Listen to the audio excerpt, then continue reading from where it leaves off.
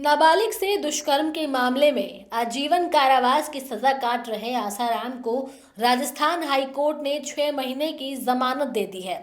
ये जमानत उन्हें मेडिकल ग्राउंड पर दी गई है। कार्यवाहक चीफ जस्टिस संजय प्रकाश शर्मा और जस्टिस संगीता शर्मा की डिवीजन बेंच ने मंगलवार को जमानत याचिका पर सुनवाई करते हुए ये फैसला सुनाया है। क्या है आसाराम की मेडिकल रिपोर्ट में, किस आधार पर जमानत दी गई है, ये सब आपको अपने इस रिपोर्ट में बताएंगे। नमस्कार, आप देख रहे हैं न्यूज टाइम। मैं आपके साथ तनु चतुर्वेदी। चलिए इस खबर को विस्तार से समझते हैं। बता दें कि आसाराम की ओर से दिल्ली के सीनियर एडवोकेट देवदत्त कामत ने पैरवी की, जबकि राजस्थान सरकार की ओर से एएजी दीपक चौधरी ने दलीलें पेश की। वहीं पीड़िता की ओर से एडवोकेट पीसी सोलंकी ने अदालत में पक्ष रखा। सभी पक्षों की दलीलें सुनने के बाद कोर्ट ने आसाराम को 6 महीने की अस्थायी जमानत मंजूर की। याचिका में ये कहा गया था कि आसाराम की तबीयत लगातार बिगड़ रही है। उन्हें दिल की बीमारी, हाइपरटेंशन, थायराइड, गैस्ट्रोइंटेस्टाइनल ब्लीडिंग जैसी गंभीर बीमारियां हैं और नियमित चिकित्सकीय देखभाल की जरूरत है। करीब 12 साल की सजा काटने के बाद आसाराम को 7 जनवरी 2025 को पहली बार मेडिकल आधार पर अंतरिम जमानत दी गई थी। उस समय उन्हें इलाज के लिए अस्पताल भेजा गया था।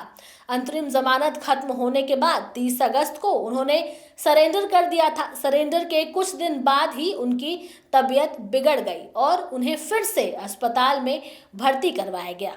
इससे पहले 27 अगस्त 2025 को जस्टिस दिनेश मेहता और विनीत कुमार माथुर की खंडपीठ ने आसाराम की अंतरिम जमानत बढ़ाने की याचिका को खारिज कर दिया है।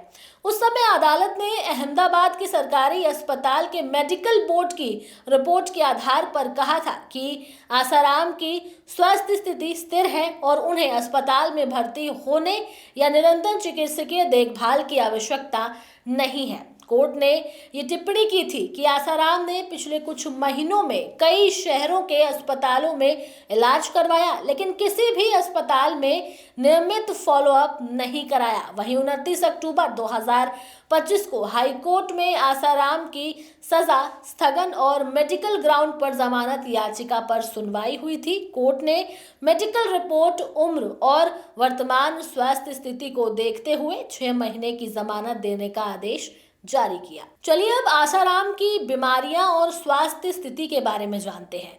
डॉक्टरों की रिपोर्ट के अनुसार आसाराम को कई गंभीर बीमारियां हैं। कोरोनरी हार्ट डिजीज, जिसमें दिल की 2 धमनियों में 90% तक ब्लॉकेज है, हाइपोथायरॉयडिज्म, एनीमिया और gastrointestinal bleeding, high blood pressure, prostate संबंधित समस्याएं। डॉक्टरों का कहना है कि इन बीमारियों की वजह से उन्हें लगातार डॉक्टर की निगरानी की आवश्यकता है। हालांकि उनकी स्थिति इस समय स्थिर बताई गई है। उनकी जमानत को लेकर कोर्ट ने भी कुछ शर्तें रखी हैं।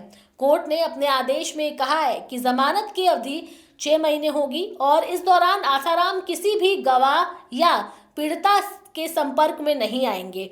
उन्हें अपने इलाज की पूरी रिपोर्ट अदालत में नियमित रूप से प्रस्तुत करनी होगी। इसके साथ ही कोर्ट ने साफ किया कि ये जमानत सिर्फ मेडिकल आधार पर दी गई है और इसका मामले के मेरिट से कोई संबंध नहीं है। 6 महीने बाद उनकी स्थिति का दोबारा मूल्यांकन कर आगे की कार्रवाई तय की जाएगी। अगर आसाराम की पूरी टाइमलाइन को हम देखें तो 21 अगस्त 2013 में जोधपुर के महिला थाने में एक नाबालिग ने आसाराम पर दुष्कर्म का आरोप लगाते हुए एफआईआर दर्ज कराई थी। फिर 31 अगस्त 2013 में आसाराम को इंदौर के आश्रम से गिरफ्तार किया गया। 6 नवंबर 2013 में पुलिस ने 1021 पन्नों की चार्जशीट अदालत में पेश की। इसके बाद 25 अप्रैल 2018 को जोधपुर सेशन कोर्ट ने आसाराम को दोषी करार देते हुए आजीवन कारावास की सजा सुनाई।